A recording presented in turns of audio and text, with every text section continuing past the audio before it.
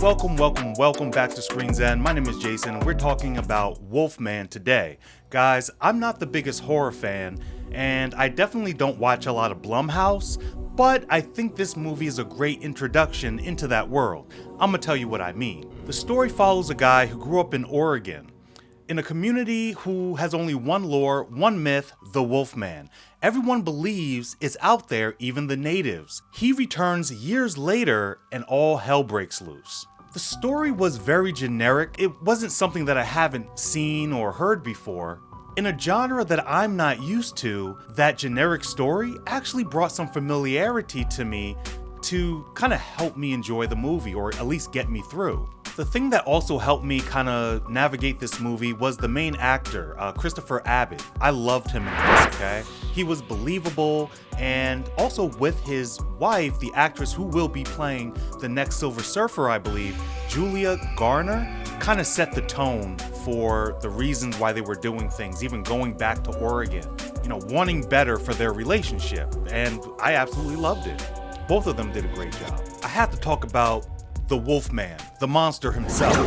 Looking at it, they did a great job of building tension and keeping you engaged with the family and the things that they had to do in order to combat it. They didn't show too much until it all kind of comes to a head, and then you're realizing that something's not right. So you slowly see the dad transforming into the Wolfman, which, by the way, gave me a lot of hell no moments in this movie. Even as he was transforming a little bit, there were certain parts where I was just like, why are you letting him back? I understand love, I understand all of that, but that's not the dude you married. Not looking like that. I don't care how infected, sick, whatever. There's some things that he does, licking his wounds, or you know what I mean? That I'd be like, hell no, not in my house. I would have killed him just there. That would have been me. He would have been gone before the third act, you know what I mean?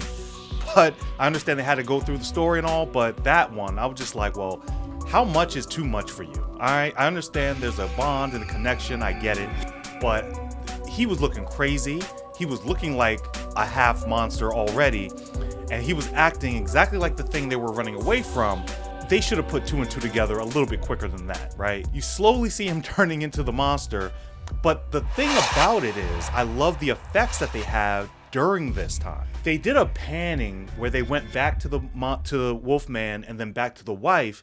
During that time, when they're going to the Wolfman, you see everything get brighter, like you're viewing the world as how he sees it.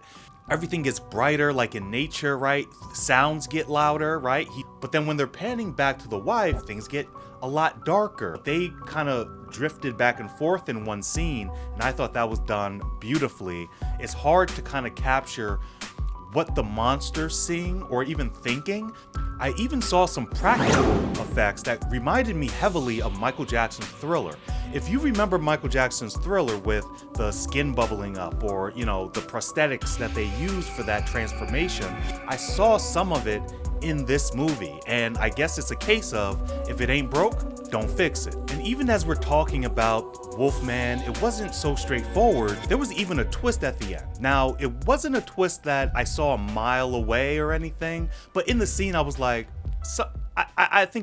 okay. The twist isn't even like a M. Night Shyamalan twist, so don't get your hopes up. But I think in order to tie the beginning of the movie to what we see towards the end of the movie, I think they did a beautiful job of doing that.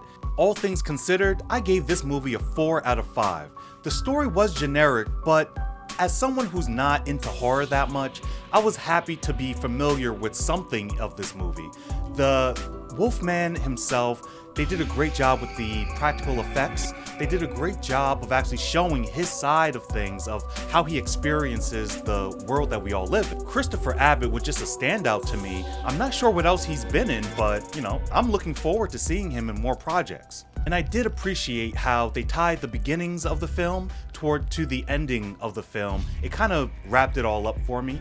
I have other movies that did the same thing, just wrapped it up beautifully. You can check those out here. And guys, as always, I look forward to seeing you in the next one.